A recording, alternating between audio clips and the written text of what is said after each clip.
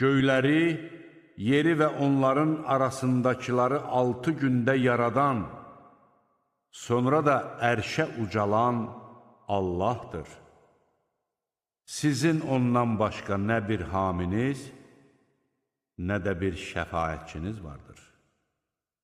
Məyər düşünərək ibrət götürməyəcəksiniz?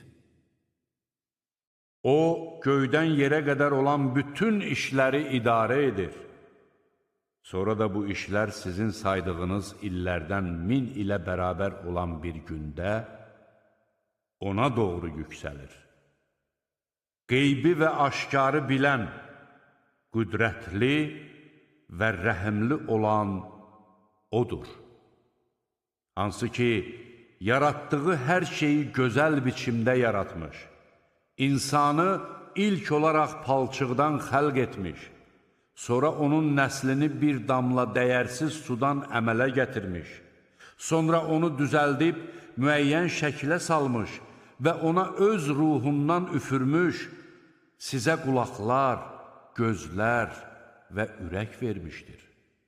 Siz necə də az şükür edirsiniz.